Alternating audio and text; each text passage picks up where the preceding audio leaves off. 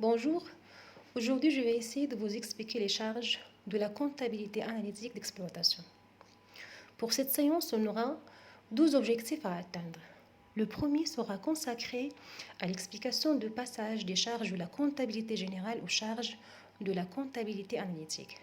Le deuxième sera consacré à l'explication de la classification des charges de la comptabilité analytique d'exploitation. Commençons par notre première séquence, qui est liée à l'explication des charges de la comptabilité analytique d'exploitation.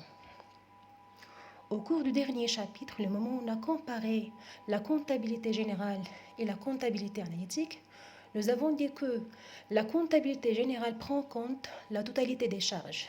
Ça veut dire qu'elle prend en compte les charges d'exploitation, les charges financières et les charges non courantes. Par contre, la comptabilité analytique ne prend en compte que les charges qui sont courantes, c'est-à-dire celles qui sont liées à l'exploitation et les charges financières. Du coup, comme vous voyez, il y a des charges qui sont prises en compte par la comptabilité générale, mais qui ne sont pas enregistrées dans la comptabilité analytique.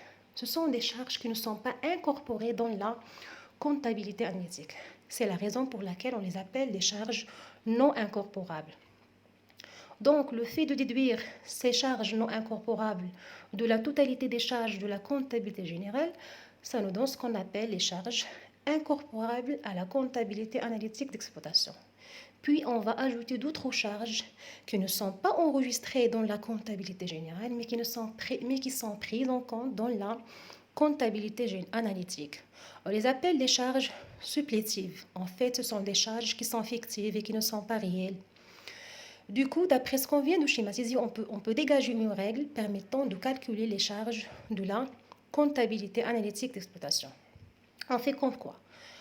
On va prendre la totalité des charges de la comptabilité générale, puis on va déduire les charges non incorporables. On va voir des exemples tout de suite. Puis on va ajouter des charges supplétives. Ça va nous donner ce qu'on appelle les charges de la comptabilité analytique d'exploitation. Du coup, la règle à utiliser est comme suit. Les charges de la comptabilité analytique d'exploitation égale charge de la comptabilité générale moins charge non incorporable plus les charges supplétives. Revenons maintenant à l'explication des charges non incorporables. Comme nous venons de dire, ce sont des charges qui sont enregistrées en comptabilité générale, mais qui ne sont pas prises en compte dans la comptabilité analytique. Ce sont des charges qui ne sont pas liées à l'activité normale de l'entreprise. Ce sont des charges qui ne sont pas courantes, qui sont exceptionnelles et qui sont hors exploitation. Par exemple, on a amortissement de l'immobilisation en non-valeur, charges non courantes telles que les pénalités et les amendes fiscales, les provisions pour dépréciation, les provisions pour risque et charges, impôts sur le résultat, charges qui sont liées aux exercices antérieurs. Quant aux charges supplétives, ce sont des charges qui ne sont pas enregistrées en comptabilité générale, mais qui sont prises en compte dans la comptabilité analytique. C'est des charges qui sont supplétives, c'est des charges qui sont fictives ou bien qui ne sont pas réelles. Par exemple, on a rémunération théorique des capitaux propres au taux de marché financier. On a rémunération du travail de l'exploitant si sa rémunération n'est pas prise en compte comme charge de personnel parmi la totalité des charges de la comptabilité générale. Maintenant, on va voir un petit exemple, un premier exemple. Par exemple, de la comptabilité générale de l'entreprise Manel, on extrait les éléments et les informations qui sont relatives au mois de juillet de 2019. Comme première information, vous avez achat de matières premières à raison de 760 000 dirhams. Vous avez stock initial de matières premières à raison de 300 000 dirhams. Vous avez stock final de matières premières à raison de 200 000 dirhams. Vous avez autre charge à raison de 600 000 dirhams, dont 150 000 dirhams de la main-d'œuvre directe. Vous avez charge non incorporable à raison de 40 000 dirhams. Et vous avez charge supplétive à raison de 80 000 dirhams. Comme travail à faire, on vous demande de calculer les charges de la comptabilité analytique d'exploitation.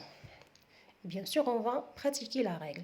Et on va commencer d'abord par le calcul de la totalité des charges de la comptabilité générale. La première charge, c'est achat consommé de matières premières.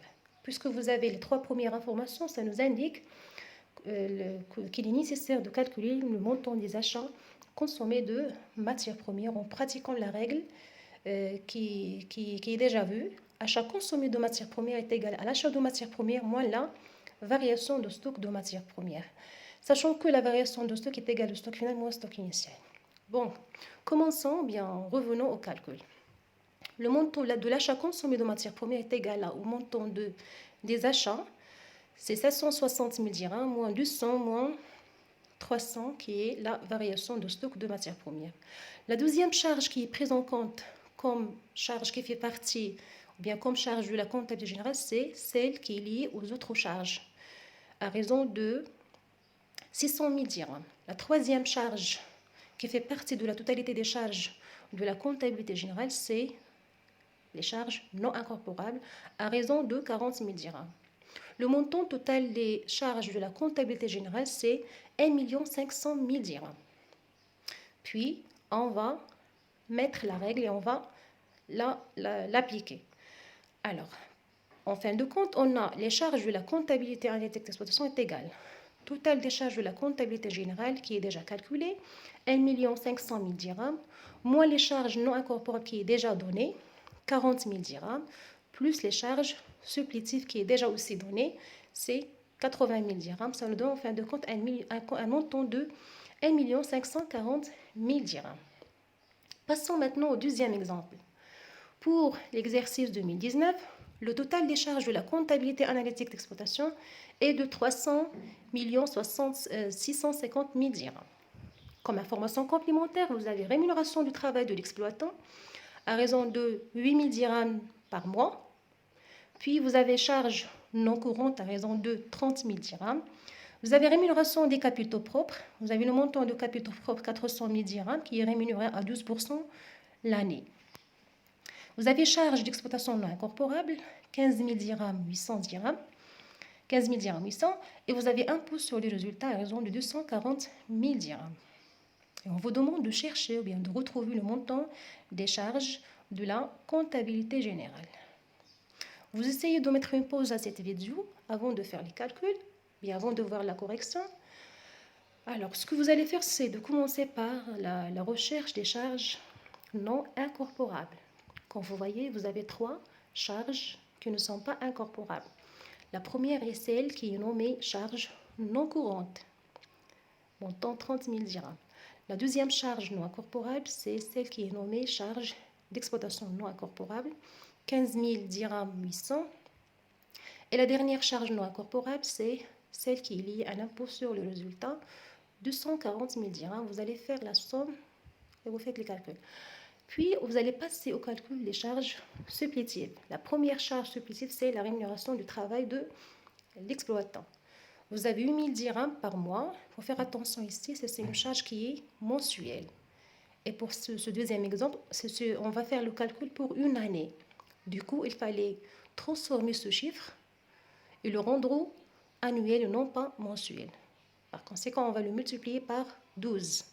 Donc, 8 000 dirhams fois 12, ça va donner une charge annuelle de la rémunération du travail de l'exploitant. La deuxième charge supplétive, c'est celle qui est liée à la rémunération des capitaux propres. Vous avez un montant total de 400 000 dirhams et on va le multiplier par 12% puisque c'est déjà annuel. D'accord? Et par la suite, vous avez la correction. Vous avez déjà la règle. Le montant des charges de la comptabilité individuelle est déjà donné. Le montant des charges de la comptabilité générale, on va le chercher. Et puis, vous avez le montant des charges non incorporables, c'est déjà dégagé. Vous avez 3, 30 000 dirhams, 15 000 dirhams et 240 000 dirhams. Puis, on va ajouter les charges supplétives, comme nous venons d'expliquer. Vous avez 8 000 dirhams x 12. C'était une charge mensuelle, il est devenu maintenant annuel, puisqu'il est multiplié par 12. Et la dernière charge supplétive, c'est 400 000 dirhams fois 12%, puisque c'est un taux qui est annuel. Si c'est un taux qui est trimestriel, on va faire comme ça. On va prendre 400 000 dirhams fois 12% fois 1 divisé par 4, puisque pour chaque année, il y a 4 trimestres. D'accord? Et en fin de compte, vous aurez un montant total des charges de la comptabilité générale qui est égal à 3 791 800 dirhams. Merci pour votre attention.